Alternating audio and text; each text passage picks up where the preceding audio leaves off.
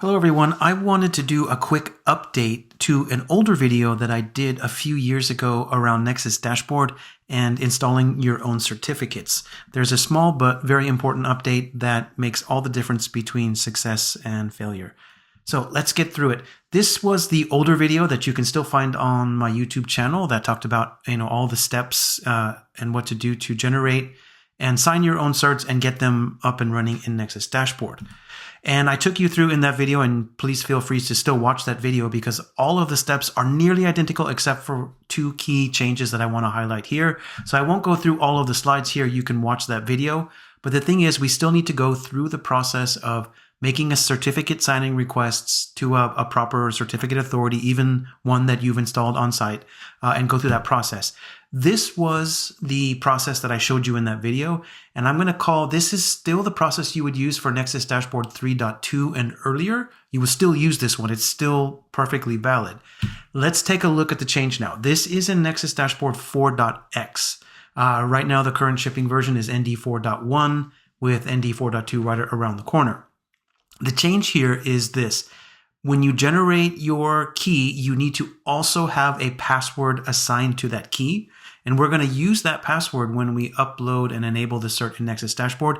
It is now required, whereas in Nexus Dashboard 3.2, I think it was optional. So the process is almost identical, but you can see in the first step, I've added a different command structure. The only thing to point out is you will pick your own password when you generate that file.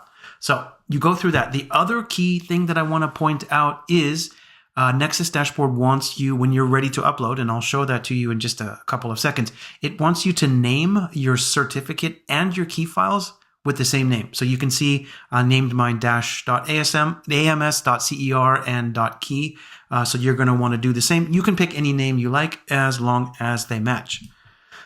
Don't forget that you do need to create the san.cfg file, and this is the format that it expects. And of course, you will put your own values in there. This is just a sample of the structure.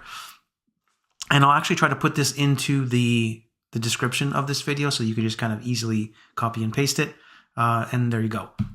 All right, so let's actually do this new process live. I've already taken the liberty of generating the certificate with the password, and I'll just show you what that looks like on Nexus Dashboard so that this video isn't any longer than it needs to be. Okay, so here I am logged into my Nexus Dashboard 4.1.1, and the area that I want to go to is under the admin certificate management. I don't think that's changed very much. The first thing to point out is I've already uploaded the certificate authority chain. So in my particular environment, we have a root certificate and we have an intermediate certificate that I needed to upload. You'll get that from your certificate authority when you do it. I just want to let you know that I've already uploaded those ahead of time. We want to click on the option for system certificates and then click on add, just like before. But notice here that it's asking for your certificate and your key. So you can drag and drop or you can browse. And remember, they need to be the same name. So here's my certificate. Here's my key that I generated in the step before. And I'm going to need both of them. So we're going to upload both. And just to validate and securely make sure that this is, in fact, our certificates, we're going to type the password that we used when we generated the key in the very beginning. Here, then you click Save. We're not done yet. Because we need to actually tie it to a certain service called feature attachments here. So I'm going to click on manage feature attachments. And then you see that we've got some options here. The only one that I'm really going to use this for is my web server, but you could use this for power on auto provisioning with Nexus Dashboard controller aspects. If you had a Kafka messaging bus or CyberArk, which is kind of like an identity management solution that we've integrated with ND. Anyways, I'm only caring about the web server, so I'll just go ahead and tick that box there and click Save. It does warn you that you're going to have to restart that particular service. It might take up to 45 seconds. That's okay.